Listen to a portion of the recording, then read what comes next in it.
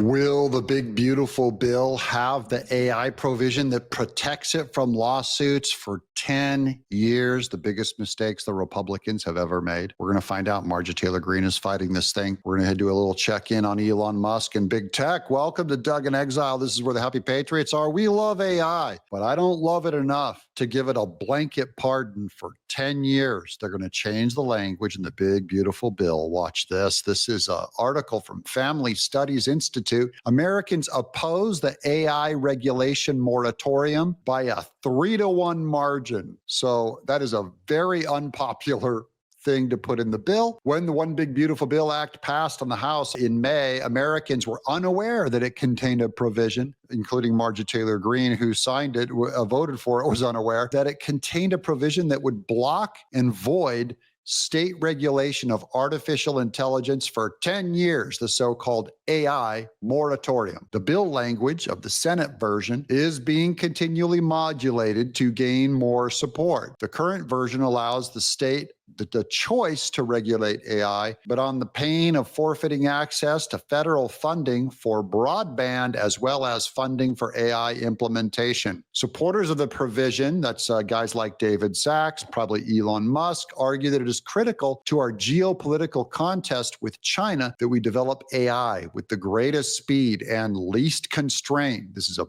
big mistake. And that they're trying to give you the scare tactic of China's going to get us. And the overregulation by the states could hamper the technology's critical development. They also argue that the federal government will eventually provide comprehensive guidance for the regulation of AI that will preempt the states, that is, go above the states, rendering state legislation unnecessary at best and harmful at worst, but they're still taking away the state's representation, and that's what I'm against as a conservative. Some, like scholars at IFS, have criticized the provision, even its latest form, for failing to protect children and families from predatory uses of emerging technology. That is huge. The moratorium, for instance, would block a law in Utah that bars mental health chat bots from soliciting users with advertisements.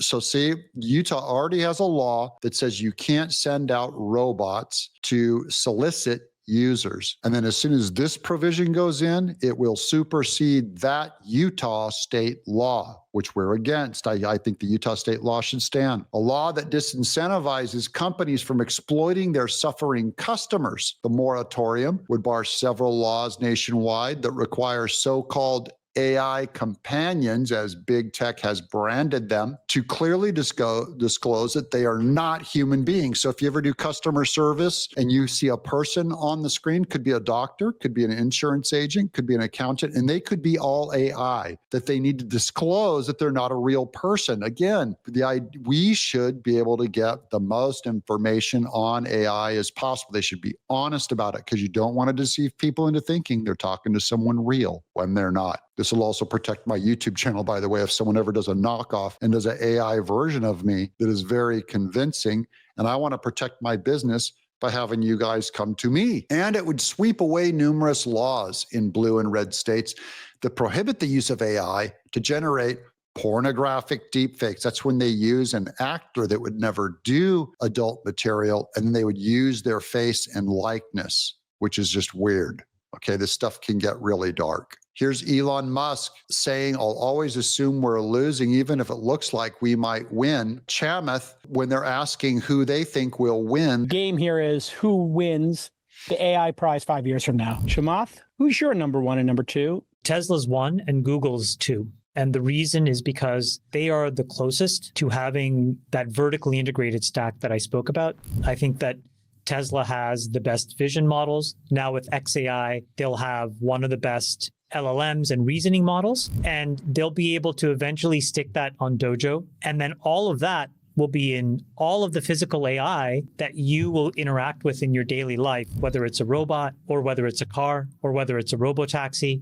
That's about physical AI, like robots use these things. They're trying to integrate it into all of your households. It is going to take over everything, by the way. It's going to be the new internet. Instead of going to the internet, you're going to go to AI type computers to get them to give you recipes, fix your car, do your taxes, pay your medical bills, do your banking. It's all going to be run through AI. And right now it's being run through the internet. So that's number one. And then number two, for many of the same reasons, I think Google, because you'll have the Gemini family of models, which just absolutely kick ass. Like VO3, which we haven't really spoke about, is going to destroy Hollywood. We like destroying Hollywood. These are all AI. That's not an actor. That's an AI chef showing you how to cook. So basically, you and I will be able to make an animated movie as good as Pixar. So Disney can't compete with us making a free movie. And that's where ChatGPT, that is Google's model, is very good for that video stuff. In the next year, like Hollywood is done, I think. But they're landing model after model. They have the TPU,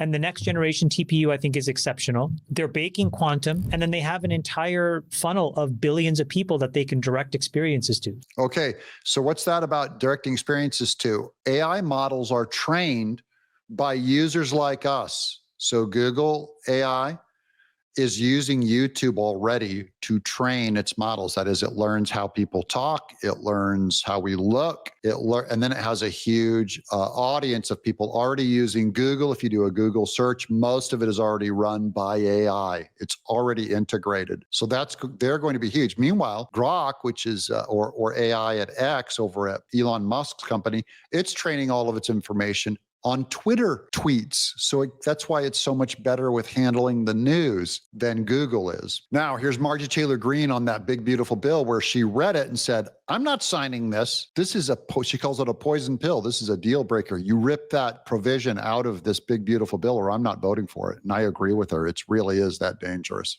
The Senate is making changes to the AI provision in the one big, beautiful bill. This is just today. Instead of automatic 10 years moratorium on states to regulate and make laws on AI, they are tying the 10-year AI moratorium to a newly created $500 billion broadband account for states. Mostly red states are the ones with rural areas that don't have internet. So in other words, if a state takes any money from that account, they automatically put a 10-year moratorium on themselves to regulate or make laws on AI. So basically, if they take the money to build out the internet and to build out AI in their state, then they're also going to sign a deal with the devil that says you cannot sue at the state level an AI company. Again, huge deal breaker. I don't care about the money. You don't do that deal. With no legislation in Congress to regulate or make laws on AI, why would Republicans do this? Marjorie Taylor Greene, I totally agree with you 100% on this. And why would they continue to try to keep this and the one big, beautiful bill that delivers President Trump's agenda? Why can't Republicans do a separate legislation on AI? Good point. 40 state attorney generals wrote a cover letter to the Congress against the 10-year AI moratorium on states' rights. It's not too late for the Senate to take it out before the OBBB comes back to the House for a vote.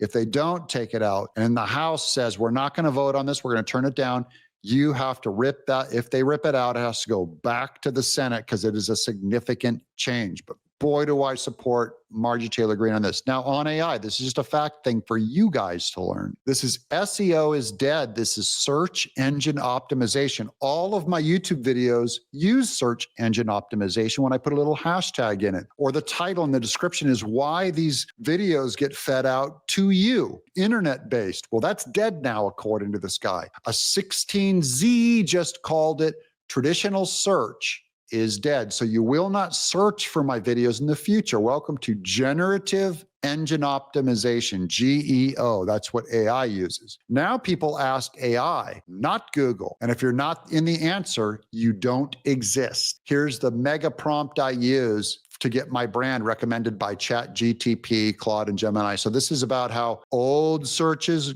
where you put something in Google and say, find me a theater near me. Instead, you're just going to go to AI, like go to grok.com and say, what's the theater near me? I live in Franklin, Tennessee, and it'll give you more accurate, better results than Google. So the whole internet's going to go AI. And that's why we absolutely have to get that thing dug out of the big, beautiful bill to not overly protect them, because those same companies Almost all of them are woke, except Elon Musk's Grok. All of them are woke. And they'll be able to say, oh, you're a Trump supporter? You can't use AI, the most powerful tool in the world. We're going to kick you off the platform. And then if I am a member of Tennessee, I can't go to my state and try to sue them from the state level because they'll have that protection from the AI provision that has to get taken out of that bill. This is the most powerful tool in the world. We have to make sure that we can redress our problems with it and make sure that it's buckled under our current Constitution,